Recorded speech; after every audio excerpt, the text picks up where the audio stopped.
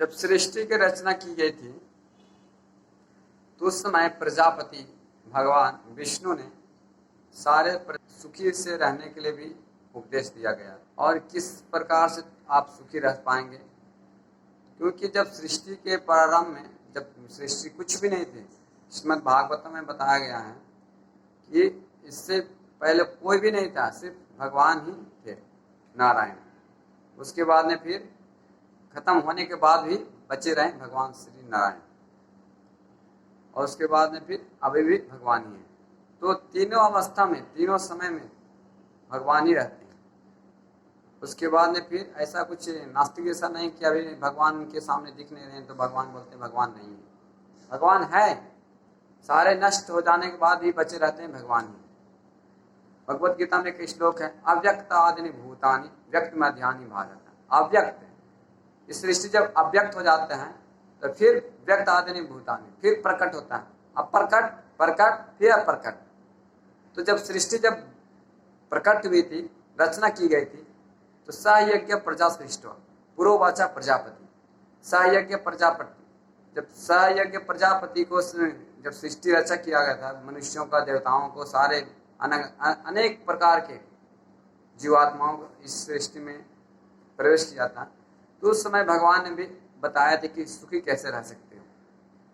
तो 10 नंबर 3:10 में जो कर्मयोग का 3रा अध्याय का 10वां नंबर श्लोक इस प्रकार है, सहयज्ञ प्रजा सृष्टवा पुरोवाचा प्रजापति। पुरोवाचा मतलब प्राचीन काल में ही भगवान प्रजापति भगवान विष्णु को बताया गया कि अनेन प्रशम विषा हमेशा यो इष्ट काम लुका, कि आप किस तरह से अपनी इच्छाओं को और इस संसार में रहते हुए सुखी रह पाओगे।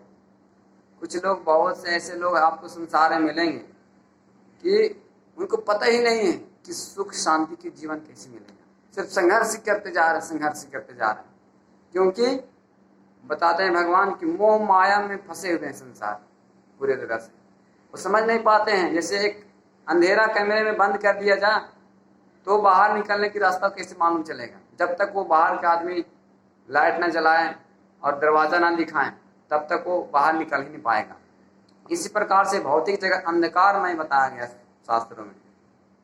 तो इस संसार से हम निकलने के लिए भगवान ने उपदेश दिए हैं, माया मुग्धे जीवे नहीं स्वतः कृष्ण ज्ञान। माया मुग्ध है, जीवे नहीं स्वतः कृष्ण ज्ञान। स्वतः कृष्ण का जो ज्ञान है, शास्त्र के ज्ञान है, वो प्रकट नहीं होता। जीवे कृपा कैला वेद कृष्ण पुराण। तो भगवान श्री कृष्ण ने वेद आदि पुराण सारे शास्त्र दिए ताकि कृष्ण का ज्ञान हो सके कि कृष्ण ही हमारा सर्वस्व है, सारे भक्तों का वही भोक्ता है। भगवत गीता में बताया गया है, भोक्तारम्य तपसा सर्वलोक महेश्वरम सुहितम सर्वभूतानां ज्ञात्वा माम शांति रक्षति। बताया है कि इसमें भोक्तारम्य तपसा सर्वलोक महेश्वरम, भोक्ता कौन है? सारे कर्मों का भोक्ता भगवान श्री कृष्ण ही है। इसको जब मान लेंगे तो हम शांति प्राप्त कर सकेंगे। और इसके आगे दूसरा क्या है? सर्वलोक महेश्वरम, सारे जितने लोक हैं उसका ईश्वर कौन है? कृष्ण। और इतना ही नहीं, हो सकता है कि हिंदुओं के लिए धर्म के लिए बताया गया है, मुस्लिम के लिए नहीं, मुस्लिम के लिए बताया गया है, हिंदुओं के लिए नहीं, क्रिश्चियन के लिए बताया गया है, उसके लिए नहीं। सुइदम सर्वभूतानां, सारे भूतानां, तो शांति मृक्षति, ज्ञात्मा शांति मृक्षति। तो आपको ज्ञात हो जाएगा कि शांति कैसे मिलती है। कैसे मानेंगे?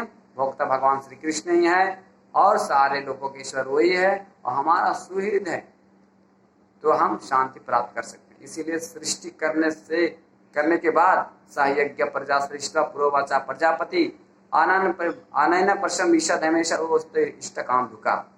तो हम प्रसन्न रह सकते हैं कि भगवान की यज्ञ करके, भगवान की प्रसन्नता के लिए कार्य करके और संसार में सुख रहकर इस लोक में सुख भी रहेंगे और परलोक में भी रहेंगे, भगवान के धाम भी चले जाएंगे, जहाँ से हम लोग आनंदमय वैकुंठ जगत, जो गोलोक वृंदावन आध्यात्मिक जगत में हम लोग जहाँ असली रूप से आनंद में रहते हैं।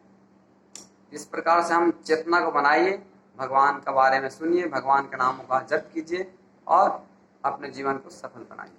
हरे कृष्ण।